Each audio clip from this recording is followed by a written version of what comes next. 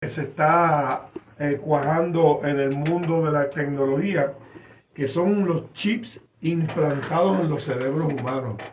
Eso es lo último, eso es lo último. Mi hermano, y esto tiene que ver específicamente cuáles son las situaciones, ¿verdad? Éticas, las situaciones morales de todas estas nuevas tecnologías que están pues propulsándose por unas compañías, por unas personas, y a nivel de nosotros acá, pues lo que queremos es informarle, ¿verdad? Y tratar de buscar ese balance en lo que es lo ético, lo que es moral, para que esto llegue pues a la mayor cantidad de personas posible. Porque desgraciadamente la tecnología, pues mal usada, pues divide al ser humano y muchas veces enajena a unos, ¿verdad? Para beneficiar a otros. Y este tema de los chips implantados en los cerebros humanos, pues esto está liderándose por este multimillonario, ¿verdad? Que se llama Elon Musk, que como todos saben, pues es que se inventó los carros Tesla y todos estos sistemas tecnológicos, ¿verdad? Y quieren llevarlo pues a unos niveles pues un poco más allá. Y esta vez pues esta tecnología pues ya está directamente ya en el cuerpo humano. Quieren ya pues ponerlo dentro del cuerpo humano, ya lo han ido experimentando con animales y ya llegó el punto donde ya hicieron el primer implante de ese chip. Y vamos a hablar de qué trata ese chip y lo que significa, ¿verdad? Para nosotros los cristianos, y cómo podemos balancear lo que es la tecnología y con lo que es la parte moral. Y es que la función de este implante, según sus promotores, será la de leer las actividades cerebrales para poder transmitir órdenes que ayuden, ¿verdad?, a restaurar algunas funciones cerebrales gravemente afectadas, ya sea por un accidente, ¿verdad?, o un infarto o alguna situación dentro de la columna vertebral. Y entonces, pues, esto pues levanta, pues, unas finalidades que queremos ir poco a poco. Tenemos que tener básicamente cuatro finalidades, ¿verdad? Que representan unas valoraciones éticas distintas. Así que vamos a empezar primeramente para ver cómo podemos trabajar, Juan Carlos, para ir descifrando esa primera valoración ética, ¿verdad? Para que podamos tener claro de cómo esa tecnología pues, nos va afectando a cada uno de nosotros. Pues sí, Jingo, es interesante. Ese chip se llama telepathy o telepatía, el cual tiene ¿verdad?, el propósito principal de que por medio de ese implante en el cerebro pueda leer e interpretar actividad cerebral para manipular o mover algo, el teléfono o una computadora. Hoy en día hay muchos artefactos que se trabajan o se manipulan desde el mismo teléfono o por la misma voz, ¿verdad?, o comando de una computadora. En muchas casas, no pocas, y en muchos enseres eléctricos hoy en día cuando uno lo compra dice, Alexa Ready, ¿verdad? Tiene todos esos comandos. Y eso es como ir preparando para algo que pudiésemos pensar que la tecnología vino a resolver algunas cosas. Mencionaste que son 4 puntos o valoraciones éticas que debemos de tomar. Y lo primero que uno debe de preguntarse es ¿para qué? ¿Para qué es que hacen este implante, estos chips? Pues mira, el primer punto podremos pensar razonablemente con lo que tú diste de un ejemplo, un aspecto terapéutico. Hay personas, y que yo conozco, ¿verdad?, viendo que el propósito tiene tremenda bondad, si ponemos en el primero que tiene que ver con la cuestión ética en un asunto terapéutico. Hay personas que de joven han tenido un derrame cerebral, ¿verdad?, un infarto cerebral. Y eso tiene como consecuencia que la persona se inhabilita en hacer funciones físicas, y si este aparato sirve para ese propósito, Bueno, pues está chévere. Esto empezaron a hacerlo con animales, de hecho. Pero como hoy en día esta compañía le ha puesto hasta un nombre, se llama Neuralink, lo han probado en un ser humano. Y es donde nosotros lo que estamos compartiéndolo con ustedes, ¿verdad? Porque a veces toda la tecnología y todas las cosas tienen que tener un límite ético.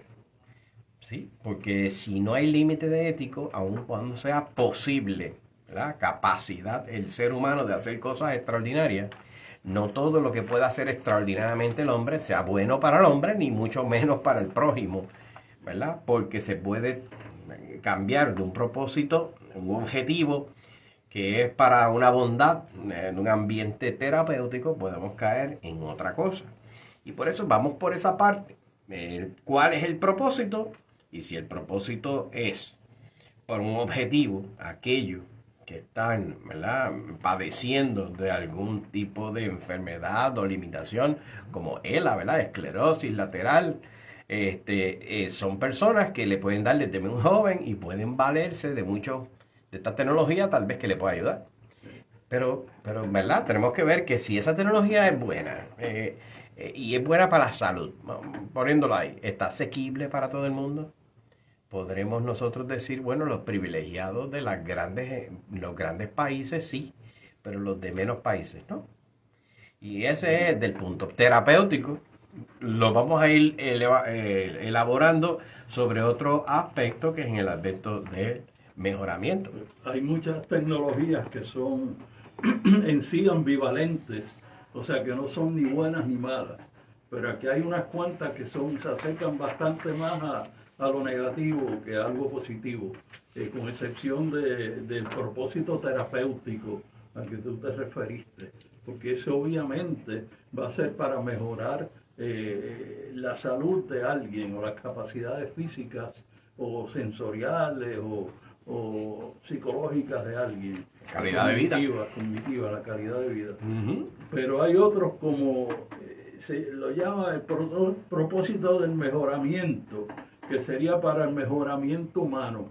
Pero no hablan del mejoramiento humano para una persona que tiene limitaciones y nos queremos ayudar, sino hablan del mejoramiento humano para alguien, una persona que está sana, que no tiene ningún problema específico, y sin embargo quieren crear en esa persona o en un grupo de individuos ciertas capacidades que van más allá de las capacidades normales que tenemos nosotros, digamos, de audición o de visión o de movilidad o lo que sea, para hacerlos supuestamente con una mejora al ser humano.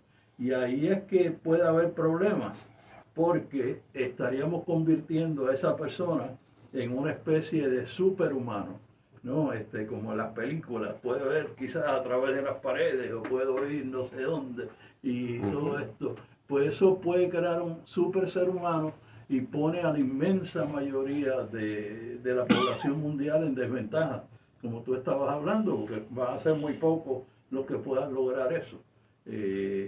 O sea que se está abriendo una caja de Pandora y tenemos que tener mucha precaución de ver hacia dónde vamos con esto, qué es lo que puede producir la fisión del átomo, creó la bomba atómica y aquí pues te va a implantar algo en el cerebro y quién sabe qué resultados podría tener. Y si eso deja de funcionar bien y tú tienes eso ahí en el cerebro y no puedes controlar pues, ciertos sentimientos negativos o ciertas percepciones que tú no quieres tener, o sea, son cosas que pueden causar muchísimos problemas. Pero también hay que considerar lo ético, como ya dijimos, eso de ver si es para todos o si es solamente para una clase de personas que tienen tremendos recursos y pueden darse ese lujísimo de tener ese tipo de tecnología en ellos. Y la sociedad tiene que estar muy pendiente de lo que estamos haciendo con esta tecnología. Ahí ese ámbito, ¿verdad? De esa mejora encajaría lo que se está conociendo ahora mismo, ¿verdad? Como las bioideologías del transhumanismo y del posthumanismo. En otras palabras, están tratando de llevar a través de la tecnología al ser humano más allá, ¿verdad? De su ser. Como dijiste anteriormente, para crear un ser humano, un super ser humano. Sí. Pero entonces, el problemático con esto es que entonces estaría creando una desigualdad, donde unos pocos se pueden beneficiar de eso en contra de la gran mayoría. Y esto pues va a ir degenerando en la tercera, ¿verdad?, fase que deberíamos estar y que vamos a estar hablando la noche de hoy, que sería el ámbito del biopoder, ¿verdad? Ya trabajamos un poquito con lo que es la parte terapéutica, que sí, esa es la parte que más beneficiaría al ser humano, ¿verdad? Porque entonces podemos ir a llegar a situaciones donde la tecnología sí está ayudando a personas con situaciones neurológicas y de funciones motoras, ¿verdad? Y después se menea y se mueve para el bien del mejoramiento, y tú ves que ya la tecnología se está especificándose en unos pocos. Se está moviéndose hacia unos pocos. Y cuando llegamos al ámbito del biopoder, ahí entonces, ahí la situación es otro objetivo. Es otro objetivo, ¿verdad? Porque entonces estas neurotecnologías que se están conociendo ahora como ese biopoder, y es la pretensión, ¿verdad?, de usarla para leer o inducir pensamiento con el fin de controlar a una persona o a un grupo. Ya eso está ya siendo pues un efecto de la tecnología, donde ya no se está mirando al bien común. Se está mirando entonces específicamente a un grupo ahí, Juan Carlos, que nos podrías decir cómo eso de controlar a una persona, a un grupo con el biopoder. Pues mira, aún reconociendo nosotros cristianos que Dios es omnipotente, ¿verdad? Para Dios no hay límite. Él lo sabe todo, omnisciente, y está en todas partes, omnipresente. Y Dios, el Todopoderoso, que nos hizo imagen y semejanza de Él, nos regaló algo que lo distingue entre todas las otras criaturas, y es la libertad. Y porque Dios es libre, nos hizo libres.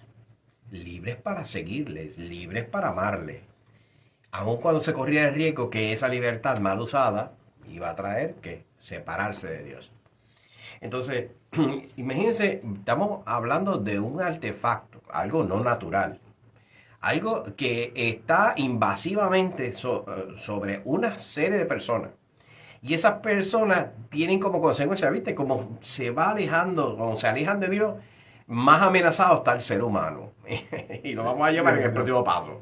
Pero si el primero fue una bondad, ¿verdad? Porque terapéutico, ¿verdad? Pero en la medida que te fuiste tú diciendo, no, pero esta tecnología lo puedo llevar a un nivel más arriba, y empieza a ser superhombre. No, ya yo quiero ser como Dios. ¿Verdad? Literalmente. Ir elevándome, ¿verdad? Yo voy a tener unas capacidades que voy a ¿verdad?, a traspasar el humanismo. Eso que Dios nos creó, ¿verdad?, con ciertas deficiencias, pero yo voy a tener unas capacidades que he desarrollado a través de esta tecnología, y ya aquello que por la naturaleza creada fue limitada, pues ahora yo la voy a ir a superar. Es como un enfrentamiento, ¿verdad? Y todavía estamos ahí como, bueno, hay que buscarle la vuelta, pero imagínate una persona que tenga esas capacidades en un deporte. Esa persona a lo mejor puede hacer unas cosas que a lo mejor el que no tiene acceso a eso y al natural no lo podría hacer. Y ya lo del biopoder pues lo hacen todavía más feo, porque hablan de poder leer los pensamientos e inducir los pensamientos en otra persona con el fin de controlar a otros. O sea, de controlar a una persona o a un grupo. Eso es algo que se puede usar por los gobiernos y pone en riesgo los derechos humanos fundamentales y el bien común. Yo lo que quería era terminar con el pensamiento de decir que ya nosotros hemos practicado con eso. No tenemos un chip metido en la cabeza, ¿verdad? Pero más el que menos. Y ya nosotros dijimos unas estadísticas aquí, están las redes sociales. Las redes sociales no está físicamente en el cerebro metido, Pero personas se quedan adictas a seguir lo que pasa en las redes sociales y hace el efecto de lo que estamos hablando. Induces el pensamiento de la gente, manipulas a la gente que accede a eso. Claro, esto que estamos hablando es de un chip, algo que es más invasivo. Pero hemos practicado. Y oye, y estas cosas no surgen de la noche a la mañana. Eso va condicionando al ser humano para que llegue a ese punto que está diciendo Pablo. Y este chip ahora va a ser es como del tamaño de una moneda grande y se implanta en el cerebro. Y quién sabe si hasta qué punto se va a llevar esa tecnología que pueda seguir mejorando y siendo más fácil de implantar en el cerebro y eso. Pero hay que tener muchísimo cuidado. Dice que las posibilidades de control mental que pueden desarrollarse con estas neurotecnologías, incluyendo la lectura y manipulación del pensamiento, la vigilancia y control sobre la población, la vulneración de la intimidad y privacidad de nuestra mente, la utilización militar de estos experimentos, etcétera, nos pueden causar un estado de angustia y de miedo que obviamente están bien justificados, porque es algo que interfiere con lo que nosotros somos, con lo que hemos sido hasta ahora. Hasta qué punto nos va a llevar, es algo artificial que estaría dentro de nosotros. Y hay otro propósito, otro ámbito de la neurotecnología que es todavía más extraño, que hablan ellos del ámbito futurista. En el ámbito futurista pretenden crear un ente en el que se haya vaciado las características de una persona como para crear conciencia en este ente que puede ser un ente biológico o simplemente un ente tecnológico y que tenga los recuerdos, los valores, las actitudes, los sentimientos, todo lo que pueda tener un ser humano que se pase en forma digital a este archivo digital para crear lo que ellos pretenden que sea una conciencia muy parecida a la conciencia natural del ser humano. Imagínense qué cosa más increíble. Wow.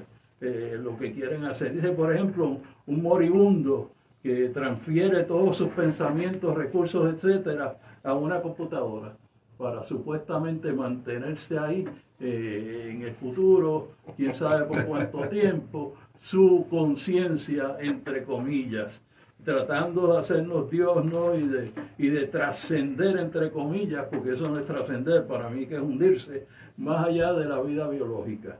Así que hay que tener muchísima precaución y tener distintos tipos de límites, de reglamentos, de regulaciones, de ética, una ética verdaderamente que limite esto y que lo tenga súper regulado y que lo hagamos con tiempo, porque eso de momento es como una bola de nieve, empieza a correr y ya es mucho más difícil pararlo. Tenemos que estar muy preparados para eso y no tratar de convertirnos en algo como posthumanos, porque somos humanos, que es como Dios nos quiso, y no podemos tratar de ser Dios. Así que poco a poco vamos viendo hacia dónde nos llevan las bioideologías de disolución de la condición humana y las biopolíticas que la sustentan. Nos damos cuenta del riesgo existencial y de los peligros que pueden causar a los derechos humanos fundamentales y al bien común.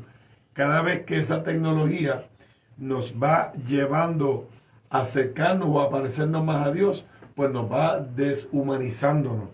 Y eso es bien importante, porque eso entra a que ese objetivo biopolítico lesionaría gravemente la privacidad y la libertad del individuo, como muy bien Dios está diciendo Juan Carlos, que Dios libre, omnipotente, pues estas tecnologías nos van a ponernos a ser esclavos, ¿verdad? Y vamos a estarle gravemente pues afectando la privacidad y con un resultado que éticamente pues va a ser bien reprochable. Por ello, pues este ámbito no debería avanzar ni implementarse en nuestras sociedades democráticas, ¿verdad? Porque siempre teniendo en cuenta de que siempre pues el bien común, y en la mayoría es lo que siempre el mundo, la tecnología se debe ir llevándose, ¿verdad? Así que imagínense estar usando esas tecnologías de la información avanzada, ¿verdad? Para hacer como hacemos cuando compramos un celular, que tenemos el celular viejo y le transferimos todos los datos, todo lo que el celular hace, que es una extensión de nuestra vida. Están nuestras fotos, están nuestras memorias, están nuestros mensajes, ¿verdad? Toda esa información que nosotros la traspasamos a un celular normalmente. Imagínense eso en esa situación de poder hacer lo que se conoce como la ciberpreservación, ¿verdad? De la conciencia humana. Esto, para mí, esto suena a nivel de vía a las estrellas. Pero eso no es el futuro.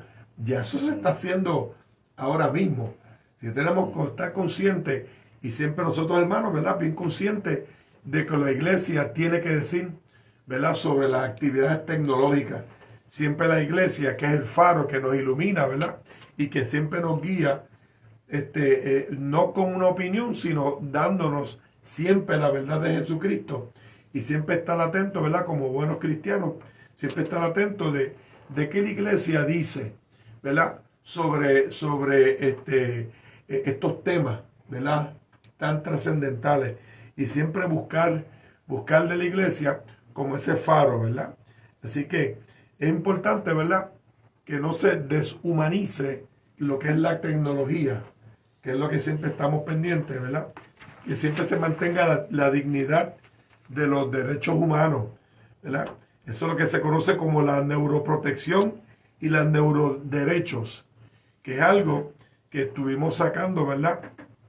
Para en cuestión de este tema que estábamos trabajando, que salió del señor de Chile, ¿verdad? En Religión en Libertad. De Religión en Libertad, que entonces él estaba trabajando con esto porque el peligro es real y es verdad, es real esto. Así que tenemos que estar bien pendientes de cómo podemos estar protegiendo lo que es siempre la dignidad de la persona, la dignidad del ser humano. Sí, importante saber que la tecnología y todo, el último fin debe ser el hombre. Y el hombre aparentemente, como desde el Génesis que nos lo plantean, quiere ser como dioses. Y creen que por medio de la tecnología cada vez el conocimiento que Dios le da las capacidades a la gente y quiere que sí, nos superemos en conocimiento, pero nunca poner en riesgo lo que es la dignidad de la persona humana, el referente de que todos nos fuimos hechos y creados por Dios para conocerle, para amarle, servirle y vivir con Él eternamente. Y cuando uno lee estas cosas y todos estos avances y su enfoque, nada tiene que ver con Dios. Al contrario, parece esa parte que dice que manipula los pensamientos y demás. Y uno diría, bueno, ¿y manipulará para el bien de la persona o el bien according to, ¿verdad? Como diríamos en español.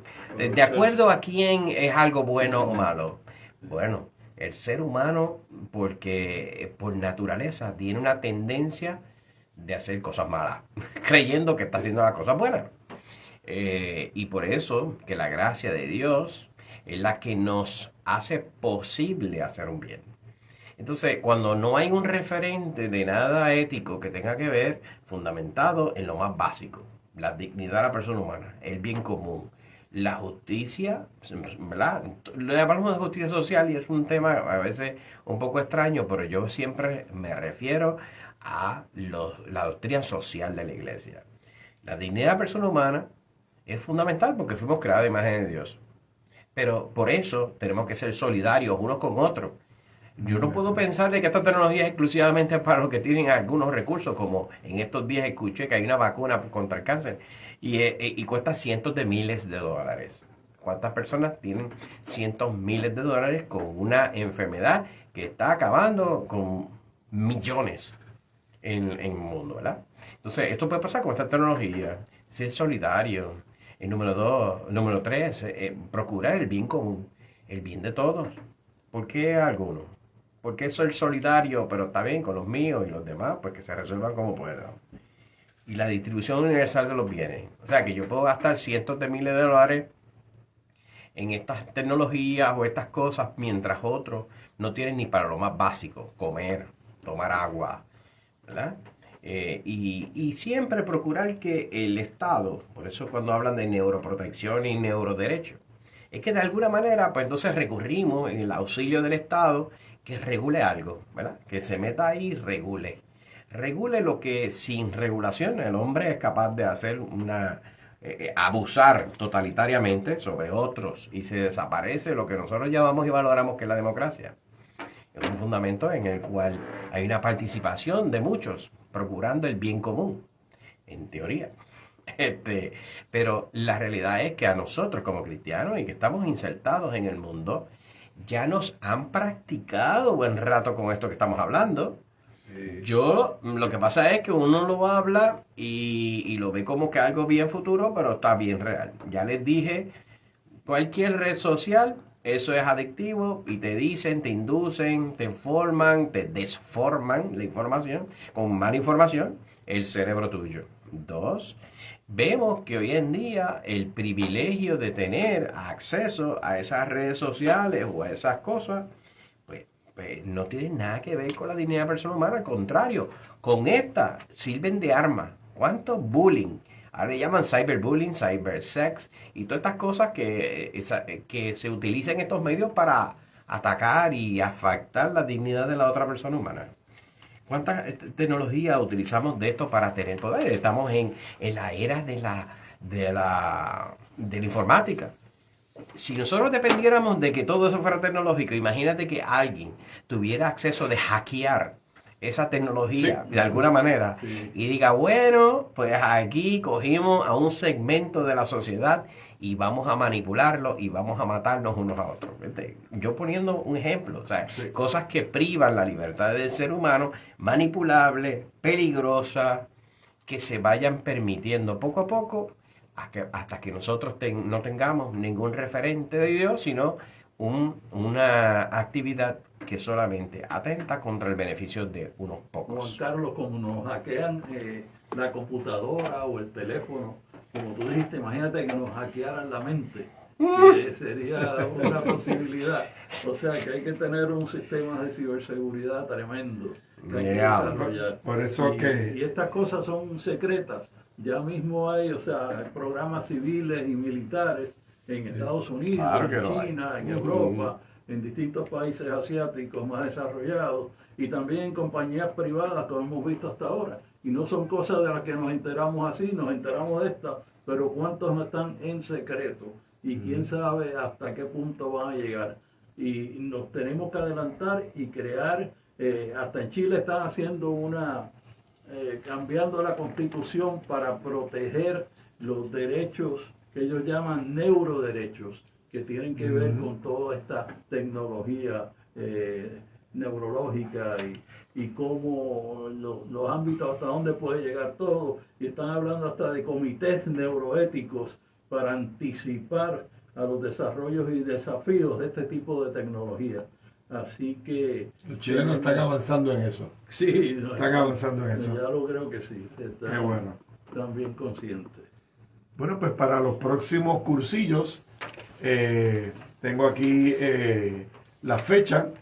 El primer cursillo del 2024, cursillo de caballero. El rector es este servidor de ustedes, Jingo Bayó. Y el cursillo se va a llevar a cabo del 29 de febrero al 3 de marzo. Luego, al siguiente fin de semana, del 7 al 10 de marzo, la rectora Sandra Ortiz, con el primer cursillo para damas.